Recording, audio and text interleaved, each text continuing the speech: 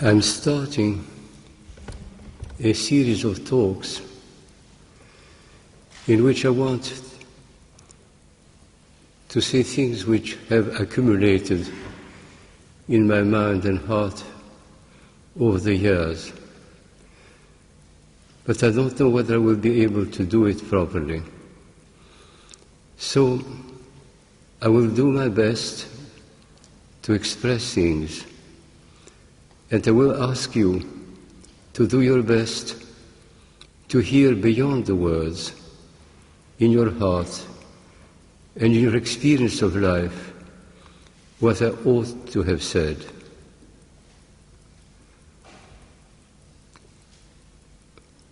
A number of years ago,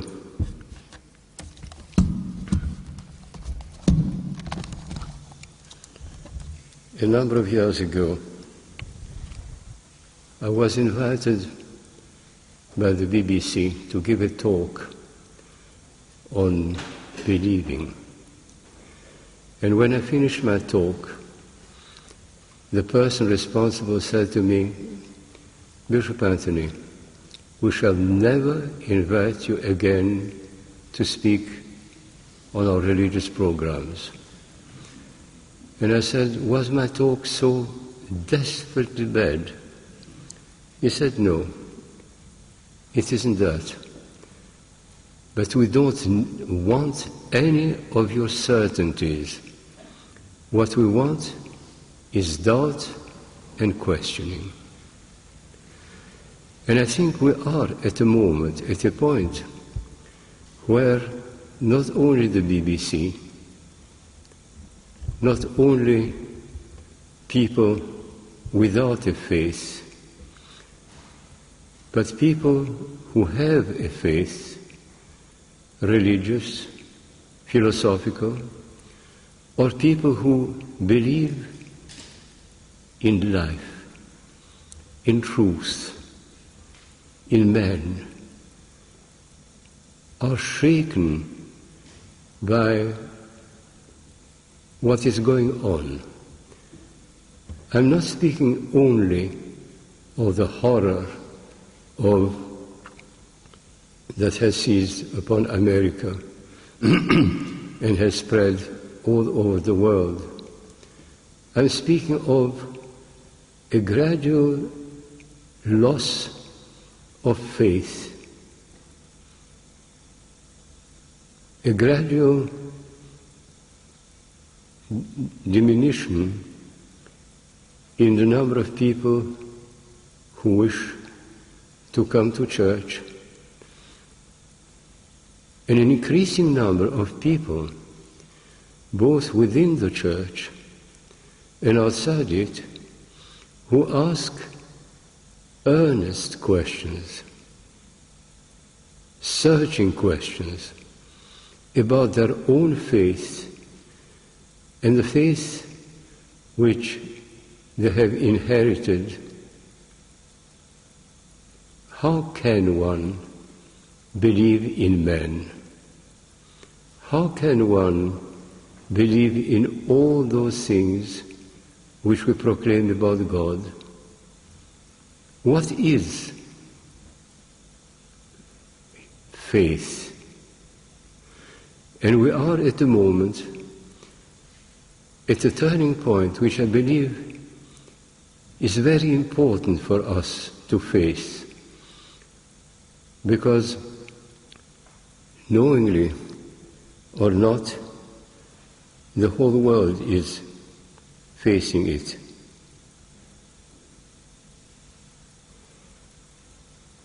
What is faith?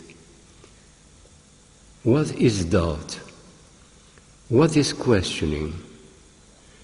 Can one claim to be a sincere and honest believer and question things? Can one claim to be a believer, that is, to believe in God, and say, "I can't understand you"? This is something what Job said centuries and centuries ago. not quite in these words, but faced with the problems of life, he asked God. And the same question was asked not so long ago, within my lifetime at least, by Sourozh,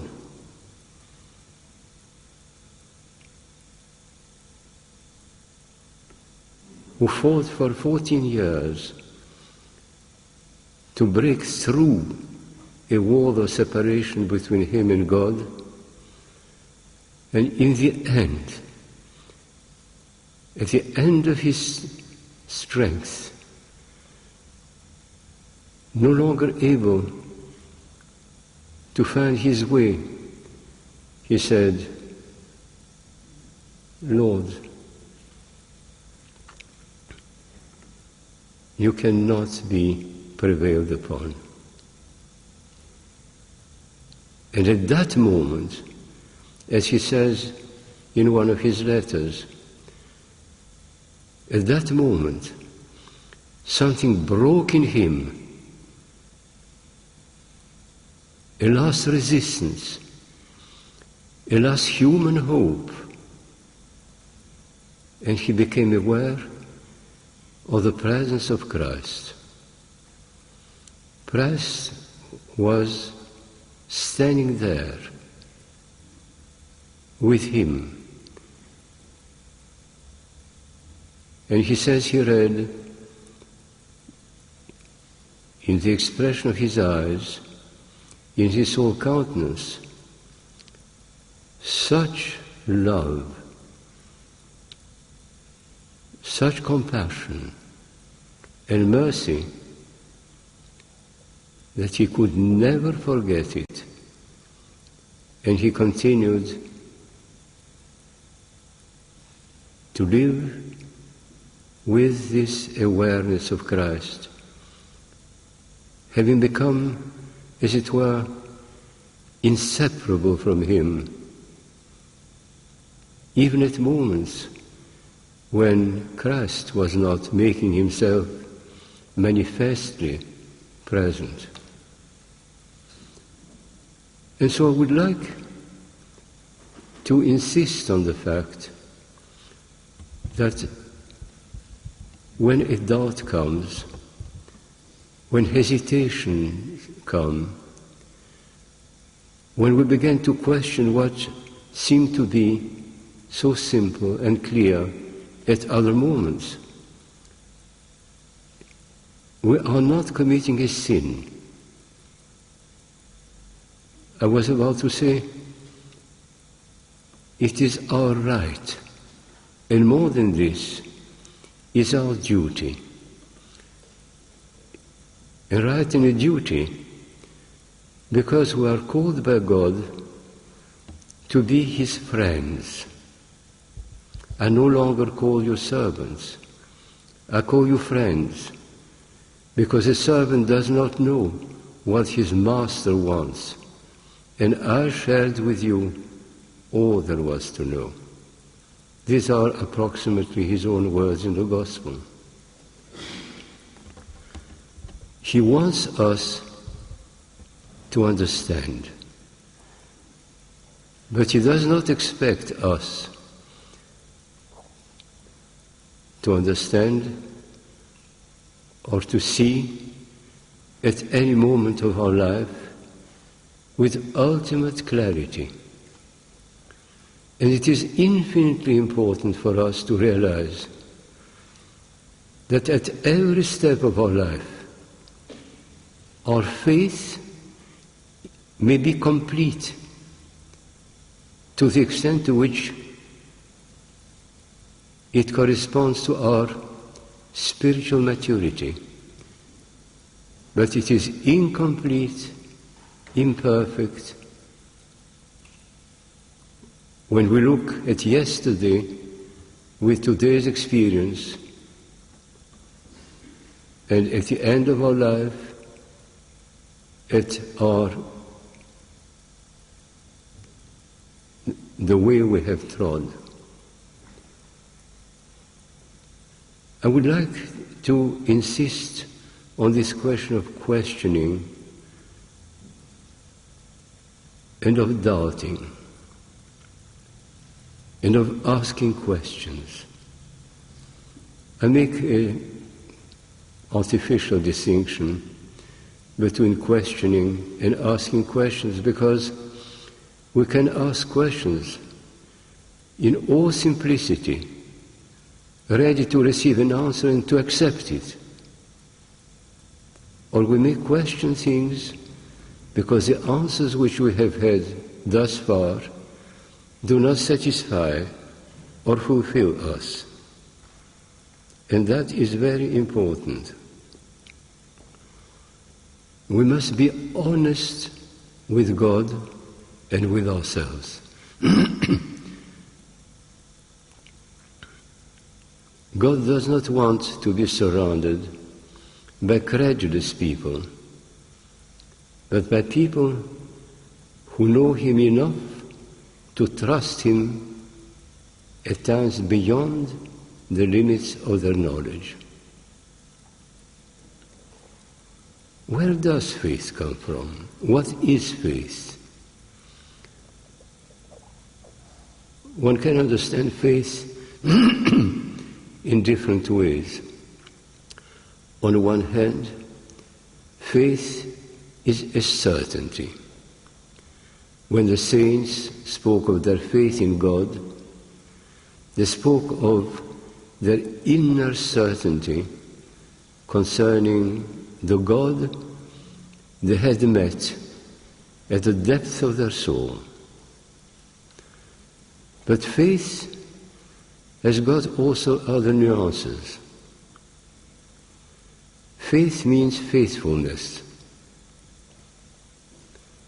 What we have discovered of God and ourselves, what relationship has been established between Him and us, one moment, if it is true, if we believe it is true, must develop into a way of life. In the same way in which, when we make friends with a person, we have the joy of friendship, but we must also live up to this friendship. Basically, it means to be worthy of the friendship which is offered and given without reluctance, generously, and at time at a cost. In our human relationships, this happens time and again. We make friends, and then we prove incapable of living up to the friendship which has been given us as a most precious present. But our friend does not turn away from us. He endures. He remains faithful, even if we waver, even if from time to time other friendships, other things attract us more than the precious friendship which we have gained once. This happens supremely in relationship between husband and wife, between children and their parents.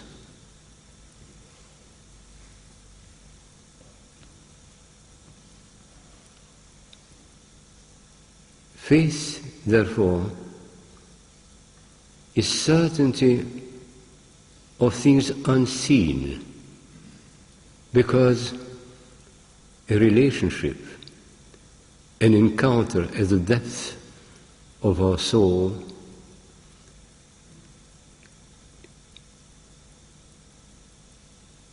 cannot be put into words. It's an experience. Now, if we ask ourselves about the nature of faith, I would like to refer you to a passage of St. Macarius of Egypt. In one of his writings, he asks himself, where does faith begin? Because he says faith is not identical with the experience which gives it birth.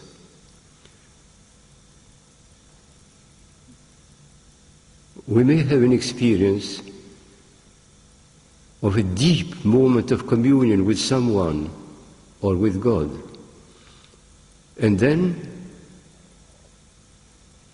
this experience itself fades. What is left in us of it? And he gives an image which I find very beautiful and telling. He says, suppose that on a night you float away on the river. The night is dark, the sky is deep, filled with stars. The silence, the quiet, pervades you completely. The waves carry you, and at the same time, like a mother holding a child, hold you, moving. And you feel such deep communion with what you see, with the silence, with the beauty. And you feel carried by these waves like a child in the arms of a mother. And then the little skiff settles on the sand. And for a moment you still feel the movement of the waters in your body, although you are no longer floating. You have the certainty that what you experienced a moment ago was real. And when you walk afterwards on the hard ground, you carry with you this certainty and this experience. The experience of the beautiful night, of the deep sky, and you are certain that you have experienced it because somehow it lives within you. I have made a long discourse about a comparatively short quotation of Macarius of Egypt. May he forgive me for it. The same is true with us in our experience of God. There are moments when, and I will come back to this, we perceive God's presence somehow, directly or communing with others. And then we are left alone, not quite alone, because this experience continues to exist within us. We not only remember it, we almost perceive it.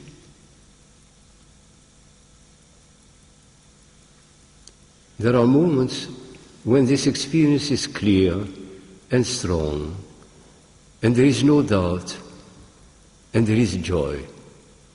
There are moments when suddenly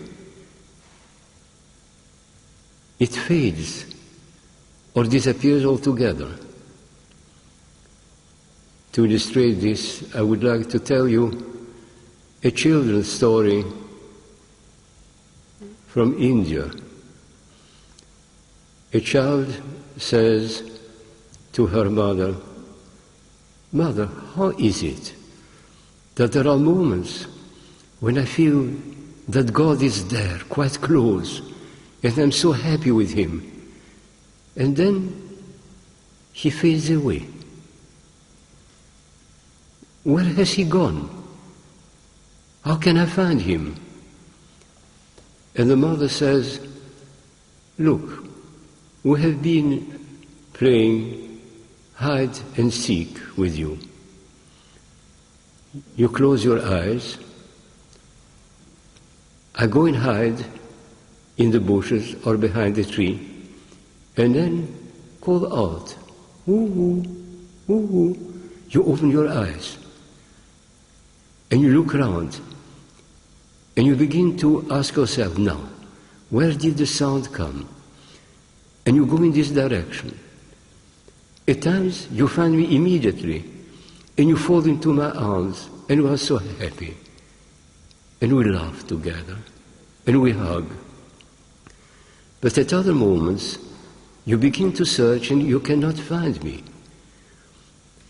And for a moment, you feel, what if Mother had gone away, leaving me here? And fear comes. To begin with, you look around, but you look around in a more and more tense manner. And a moment comes when I can perceive your fear, and I come out of my hiding place, and you run to me, and I take you in my arms, and you are happy again. So is it with God. He gives us an experience of His presence. And then He tells us, and now live with what you have learned. Live as though I was with you. Live so that I could be proud of you, and you will be happy with me. But He watches from behind the bushes, as it were, from behind the tree, to be sure that there is a moment when you will feel you have lost touch. And then He will call.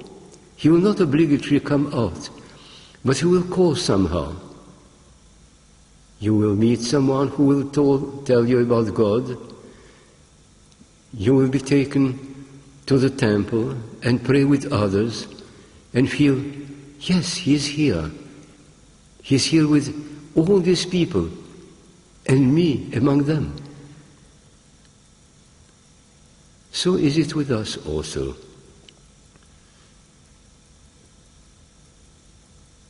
We begin with an experience,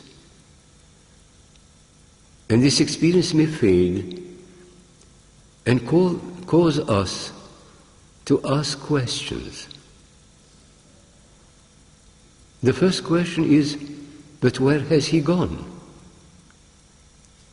The second question is, but was He ever here? Or have I had simply a delusion? Perhaps there was no God. And then fear comes and doubt comes. And it's very important for us to be prepared to face these situations. Each of us, in a different way, to which I will come if I can, at a certain moment has had a sense of God. And then there are other moments when we lose this sense. And we must at that moment have faith. Be certain that the experience which we had was real.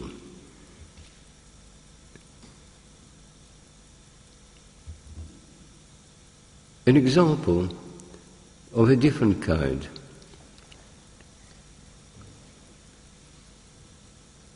At every stage of our spiritual development and growth,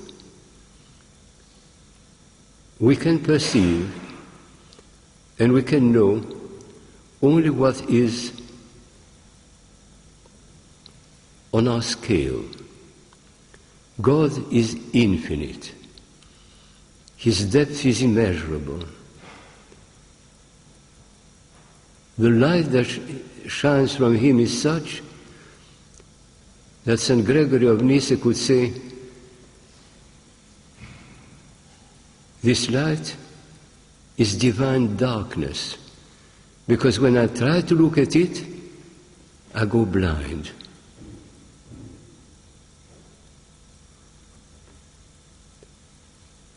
At every moment, we can say, that much I know from experience. Beyond it, not yet, but others may know. It is true even for us among ourselves. The experience which each of us has of his or her humanity, of life,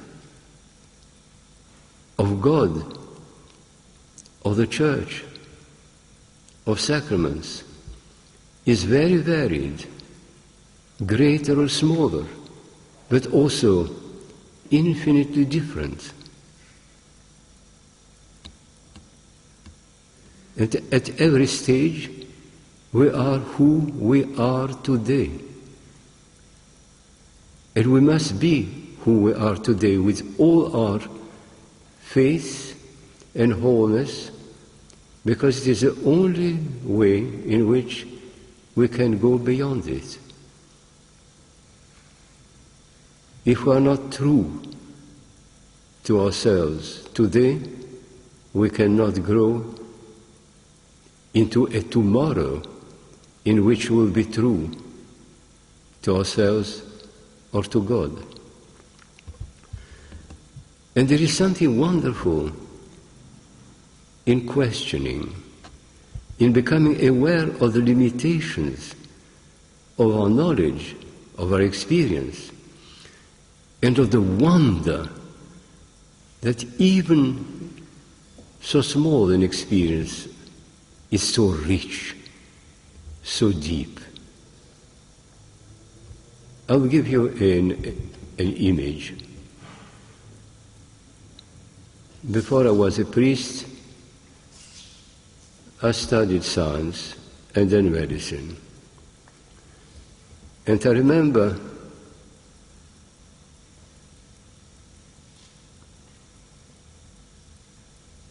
Professor Curie, in his lectures on physics, telling us that we must do our research very earnestly, with total honesty, not trying to proclaim an answer which we have not yet got. But when we have found a complete image of what we are searching, the first thing we must do is to say, this is true on the level on which I was up to date. Now, let me ask questions about it. To begin with, we collect all the facts and all our understanding into a complete picture. And now has come the time to look for that in a picture which is incomplete and imperfect. To look for the imperfection of our picture, to explode, if necessary, the harmonious image which we had developed, because only then can it open up to a wider and deeper knowledge. That is what the scientist does. When he has got a clear image of a scientific point, he asks himself, and what is wrong in my reasoning? Have I been totally honest in building this image? And if he can say yes, then let me look for those facts that were exploded because my image is too small for reality. This, I believe, is something of immense importance because it applies to our relationship with people, to the image we have of them. It applies also to our understanding of God. At every point, our knowledge of God may be true, but it may be the truth of this moment, which corresponds to our spiritual width and depth and growth. And we must rejoice in what we know, and know that gradually new elements will come into our understanding, and the image of God will become infinitely more wonderful and infinitely more puzzling. And we must not be afraid to say, Lord, I thought I understood, and I don't understand any more. What can I do? And the answer is, live. Live through prayer. Live through communion with other people. Live in deep communion with your own self. In integrity, in honesty. Don't try to protect the image that was so consoling and beautiful, because if you have doubted it one moment, it means that you have outgrown your image, not God's reality, indeed not, but the image which you have formed of it.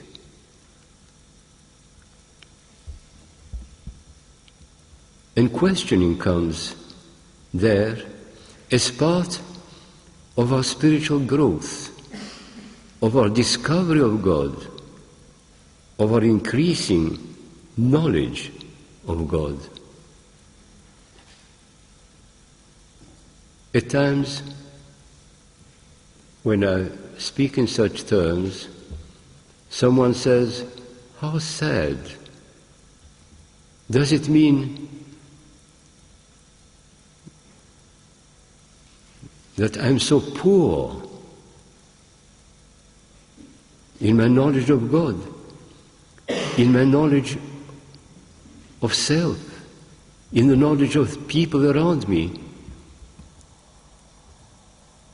How can I rejoice? And the answer, I believe, is this.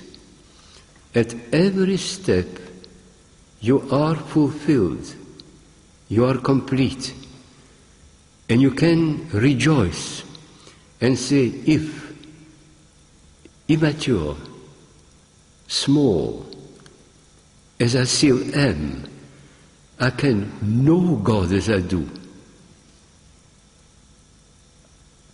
I can venerate Him as I do. I can turn to Him as I do, or I can do, then how wonderful it will be when, having matured, I will outgrow my present condition, my knowledge of God will increase, become wider and deeper, and my joy in Him will be ever greater.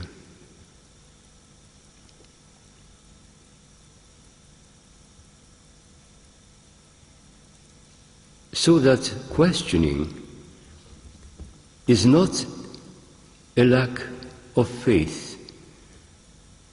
One can question only if one has truly faith and confidence and say, all I know, all the image I have formed, all I have heard and read, all I have been imparted is nothing compared with the width, the depth, the height, the greatness of the living God. And how wonderful it is that I realize that my image is true, but it is the image which a child forms and which will gradually become richer, ever richer, with years and with time.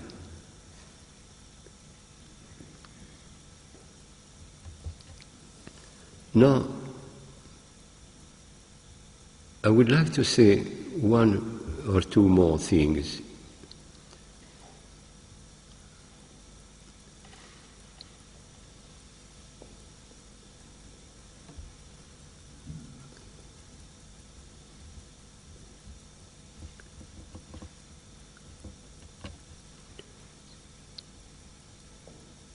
The knowledge I have today can fill me to the brim.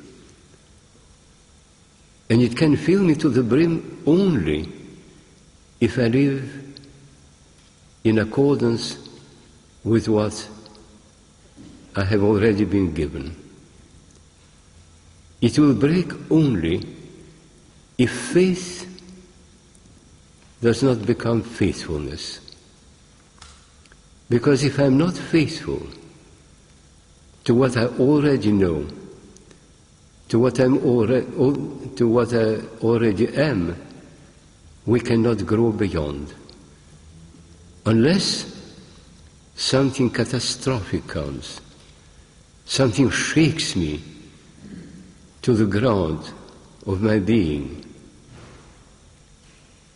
something which questions me totally. It is very important to realize this. Now, in my next talk, I would like to speak to you about the way in which different people have discovered what is their faith and what it means to have made this discovery. I was thinking of the way in which the disciples of Christ met him when he was a child. What did they see in him? The way in which they met him as grown-up people. Nathanael,